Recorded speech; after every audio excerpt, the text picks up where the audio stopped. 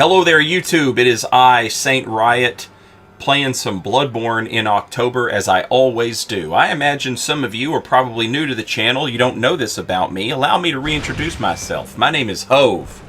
H to the O. No, it's not. I'm not Jay-Z. I would happily take his money, though, in a heartbeat. Also, what's up, Beyonce? But I will also say the other thing, which is I enjoy all PvP in any From Software game. Dark Souls, Dark Souls 2, Demon Souls, Dark Souls 3, Bloodborne, Elden Ring, you name it. Okay, but in October, I'm a Bloodborne man. I'm a Bloodborne man. I always go in October and I play Bloodborne because it's the scary game, it's got the scary setting, and it's Halloween, it's October, it's fall, my favorite season, my favorite holiday. Once again, I believe this is the 6th year in a row we've done Return to Yharnam. And it's not a big event or whatever. I know there's a big Demon Souls event going on right now. That's great. I love that for the people who are doing it. I hope y'all are having an awesome time. For me, though, it just makes sense to play Bloodborne in October. So I do. Bloodborne PvP, for those of you who maybe have never seen it before, reminds me a lot of Elden Ring PvP. It's more like Dark Souls 1, Elden Ring, and Demon Souls, in that you are allowed to be totally overpowered, and the game is just absolutely bonkers with damage if you choose to do that. And it's wild. It's wild. I don't think it's a coincidence that Demon Souls, Dark Souls 1, Bloodborne, and Elden Ring are all like my favorite types of PvP. I love Dark Souls 2 PvP, and I obviously love Dark Souls 3 PvP, but there's something about just a wildly imbalanced, nonsense shit show that just draws me in, and Bloodborne's got it, baby. Bloodborne had, some problems when it first came out. It had these really long loading screens. If you're playing the game on a base PS4, it probably still has pretty long loading screens. By the way, if you have a PS5, Bloodborne is free. You can just have it. It's free. You can just have it. It's yours. You don't get the DLC. You gotta buy that. But I think it's usually like $10, and it is worth it. It is the best DLC, in my opinion, that has ever come out. And people are talking about the Elden Ring DLC, whether or not it will even exist. I'll make a whole different video about that. But the Bloodborne DLC is $10, and I know I'm like super biased, but in my opinion, God, it is so worth it. It is so worth it.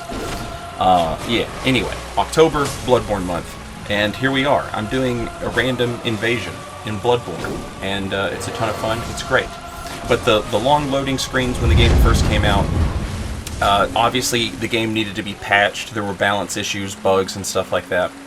And at the time, Dark Souls 2 was still out and still getting updates.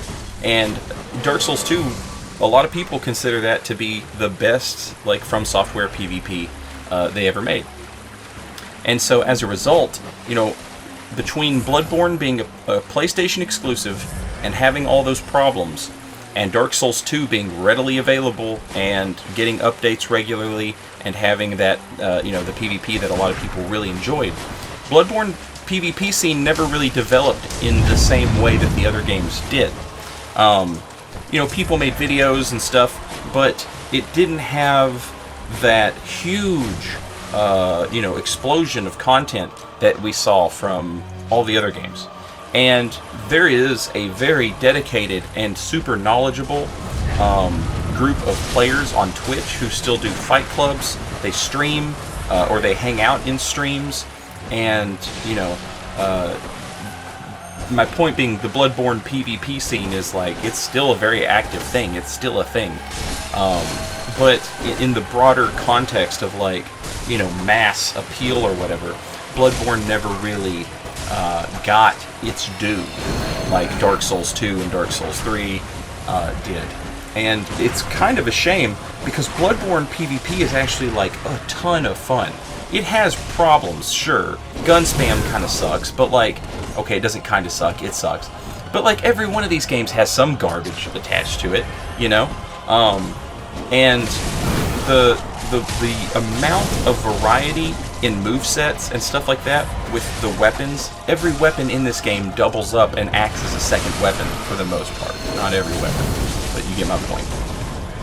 The movesets are insane.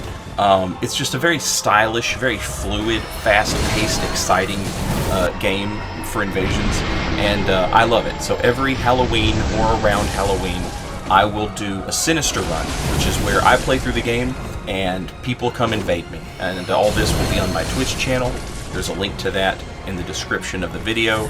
I'm, maybe not so many Elden Ring videos this month while I'm playing Bloodborne, but maybe I'll put out some more Bloodborne stuff.